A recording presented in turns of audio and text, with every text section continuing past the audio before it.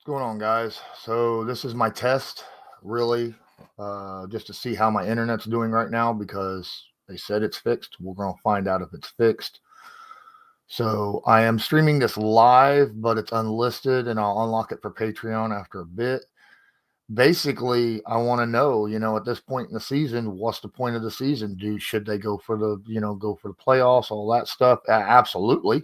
You know, go out there, play your best, get better, no matter what. You don't ever want to play bad because then you end up like the Browns or the Jets, where even when you are got where you think you need to be, you still can't get over the hump and play well. So always play the best you can and get better. Obviously, um, it's about getting our offense straight, especially with Anthony Richardson, right? Make sure that Anthony Richardson is progressing well, especially in the passing column, making sure he's leading well. And apparently, since the benching, he's done that. He's gotten much better at his leadership. And when I say leadership, I mean, you know, uh, do what you need to do so that other people see what you're doing as well, right? Lead by example. Go in early, uh, do extra film work at home, uh, ask questions, learn things, all sorts of stuff that you heard all the time. Peyton Manning always doing that kind of stuff. All the extra work he put in. It was like the king of preparing. Andrew Luck, he led in a different way, but he still, came in early and did the film work and all of that. And so that's what I'm seeing. Now, I do understand that Mark Lewinsky is going to be the new guy at right guard. They upgraded him uh, for this upcoming game today against the Broncos. And then, of course, you got uh, Braden Smith is out for the season, right? He's non-football injury list. Um, so we're going to probably have a rookie over there, but that should be our only rookie that we have. I don't know if Ryan Kelly's back or not. I didn't look to see about that. I do need to check that out. But yeah, I think we're doing pretty good. I think this game really determines a lot, right? I feel like we should have beat the Patriots by a lot more than what we did 2 weeks ago. And Denver's got a really, really, really, really good defense. They get a lot of turnovers, okay? And you can't run really well against them. So we need to find a way of not turning the football over, which, a lot of fumbles. We give up a lot of fumbles. Well, we get a lot of fumbles, though, defensively. So that's always good. A lot of stuff we need to see, okay? A lot of stuff we need to see, a lot of progression. I know a lot of people are talking, hey, there's a lot of people that say we need to get rid of Ballard. We need to get rid of Gus Bradley. Quite frankly, I'm seeing some growth out of Gus Bradley, but at the same time, he is a guy who's stuck in his ways. And the biggest issue, people look and say, we're the worst defense in the NFL in yardage. Yeah, but we're not anywhere near the worst. And when it comes to points allowed, and that's what the defense is about, right? Stopping points. It's not about, stopping yardage. But look, I mean, time of possession, you're keeping your defense on the field forever. And that makes them tired at the end of the night. And I think that's why they want depth, especially across the front seven, right? So they can switch guys in and out so they're fresh.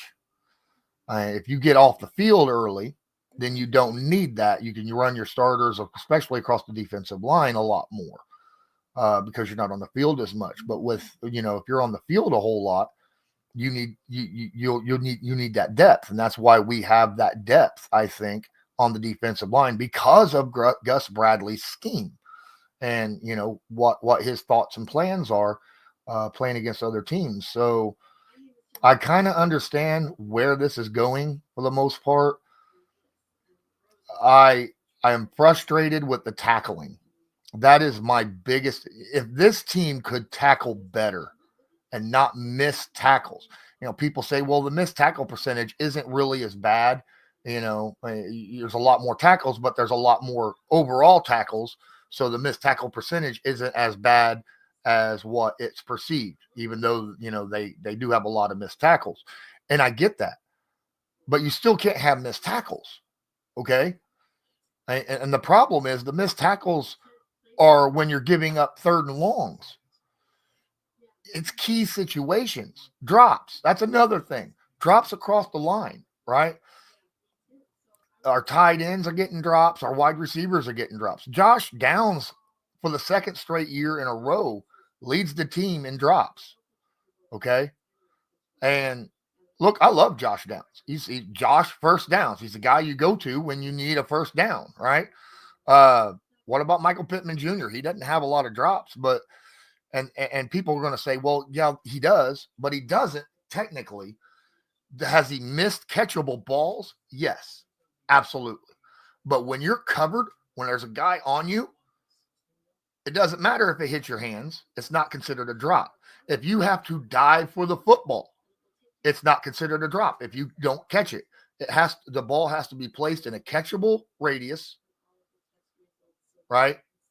And someone is not on you.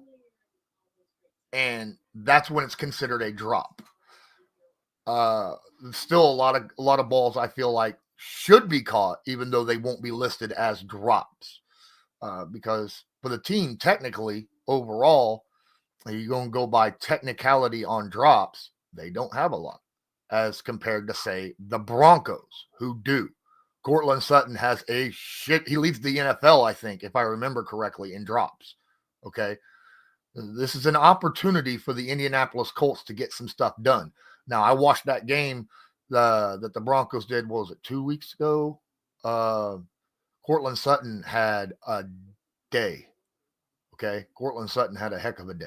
He had some drops, but he had a heck of a day. It's where Bo Nix goes to. So we need to make sure that we cover him very, very well. And the running game and the running backs, that's the thing.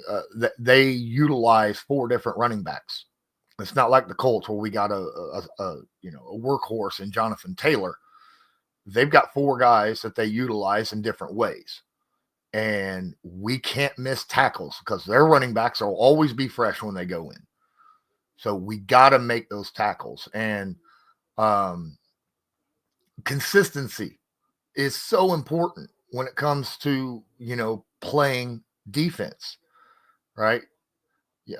Look, fine. Splash plays are awesome. You get behind the line, make a big hit, tackle for a loss or a sack or a strip sack or an interception or something like that. That's fine. That's awesome. I love those. But you can't have all these super high highs and then super low lows. It's like when we got Anthony Richardson and we expected that, right? You expected the high highs and the low lows from Anthony Richardson. Why is that bleeding off to our defense? That makes no damn sense. All right. We didn't have that problem last year and the years before, but this year we do. Why is that? I mean, come on. But yeah, that's my thoughts right now. I still think the Colts, if they can show some kind of progression today, they've had now, if I remember correctly, the Broncos and the Colts both had their bye weeks, so they both had a week extra week to prepare for each other. We're going to find out who's the better coach. Is it Sean Payton, or is it Shane Steichen? We're going to find out. That's going to be a very, very important thing to watch in this game upcoming. But appreciate you guys. It looks like that I've got pretty good connection, so my live stream should be good for the game. I will talk to you guys then. Have a good one.